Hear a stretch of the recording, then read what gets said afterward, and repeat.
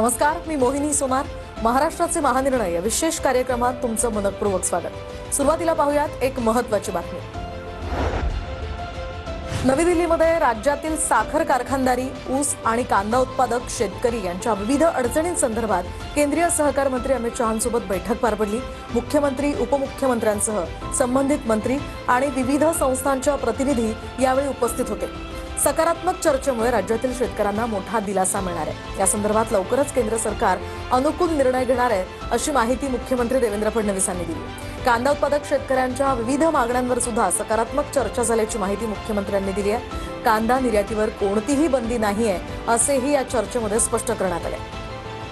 2 लाख टनाच्या ऐवजी 10 लाख टन खरेदी ही NCCF आणि नाफेडनी करावी, त्यावर सकारात्मक निर्णय होईल अशी आम्हाला अपेक्षा आहे. यासोबत काही अजून कांदा उत्पादक शेतकऱ्यांना मदत करण्याकरता आणि कांद्याचे भाव स्थिर राहावे याच्याकरता उपाययोजना सुचवलेल्या आहेत.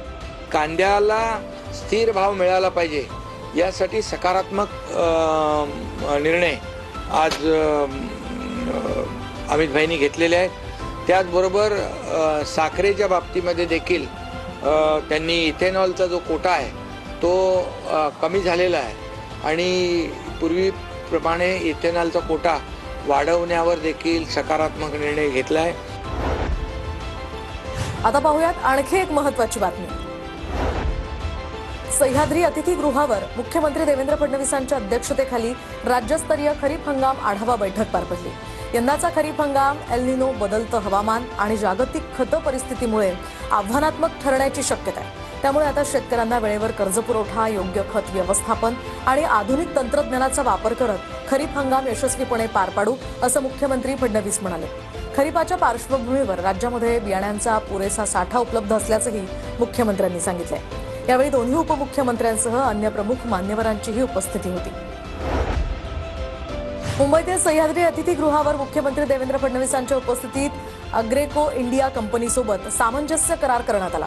अग्रेको इंडिया पुढील 10 वर्षात पुण्यामध्ये 400 कोटी रुपयांची गुंतवणूक करणार आहे. या गुंतवणुकीमुळे 1000हून अधिक थेट रोजगार निर्मिती होणार आहे. अग्रेको कंपनी पुण्यातील फुलगावमध्ये अत्याधुनिक जागतिक अभियांत्रिकी आणि उत्पादन केंद्र उभारणार आहे.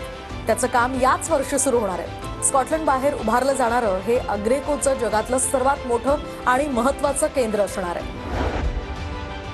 शिर्डीच्या MIDC परिसरामध्ये भव्य क्षेपणास्त्र आणि तोफगोळा उत्पादन प्रकल्पाचं केंद्रीय मंत्री राजनाथ सिंग आणि मुख्यमंत्री देवेंद्र फडणवीस यांच्या हस्ते लोकार्पण करण्यात आलं. पंतप्रधान नरेंद्र मोदी यांनी आत्मनिर्भर भारताचा जो संदेश दिला होता त्याची यशस्वी अंमलबजावणी होत असताना दिसत असल्याचं मुख्यमंत्री देवेंद्र फडणवीस म्हणाले. राजनाथ सिंग यांच्या नेतृत्वाखाली देशानं संरक्षण क्षेत्रामध्ये मोठी प्रगती केली आहे. आपला देश केवळ स्वावलंबी बनला नाहीये, तर संरक्षण साहित्याचा मोठा निर्यातदार बनल्याचंही मुख्यमंत्री यावेळी म्हणाले. यावेळी प्रमुख मान्यवरांचीही उपस्थिती होती. मुख्यमंत्री देवेंद्र फडणवीसांनी मुंबई ते शिर्डीचा प्रवास वंदे भारत एक्सप्रेसनं केला. पर्यावरणपूरक आणि सोयीस्कर प्रवासाला प्राधान्य देण्याचा संदेश मुख्यमंत्र्यांनी या प्रवासातून दिला.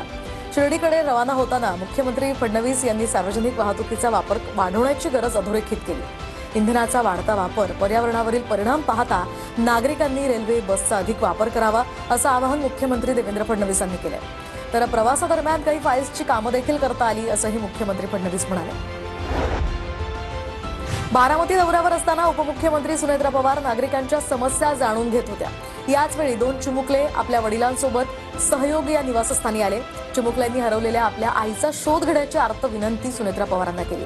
चिमुकल्यांचं दुःख ऐकून घेत सुनेत्रा पवारांनी आपुलकीनं मुलांची विचारपूस केली आणि संबंधित यंत्रणांना तात्काळ त्यांच्या आईचा शोध घेण्याच्या सूचनाही दिल्या. तसंच कुटुंबाला धीर देत शक्य ती सगळी मदत करण्याचं आश्वासनही दिलं. तृतीयपंथीयांना समाजात एका वेगळ्या नजरेनं पाहिलं जातं. मात्र कोल्हापुरातील तृतीयपंथीयांनी एकत्र येत एक वेगळं धाडस केलं. शहरातील 10 तृतीयपंथीयांनी एक रेस्क्यू टीम तयार केली आहे. या टीमला कोल्हापूर जिल्हा आपत्ती व्यवस्थापन विभागानं प्रशिक्षण देऊन तयार केलंय. त्यामुळे ही तृतीयपंथीयांची रेस्क्यू टीम आता महापुरासह अन्य आपत्तीमध्ये मदतीसाठी सज्ज झाली आहे. जिल्हाधिकारी विजय राठोड यांच्या उपस्थितीमध्ये तृतीयपंथीयांच्या या रेस्क्यू टीमनं प्रात्यक्षिक सादर केली. महाराष्ट्राचे महानिर्णय या विशेष कार्यक्रमात आता वेळ झाली इथेच थांबण्याची. नमस्कार.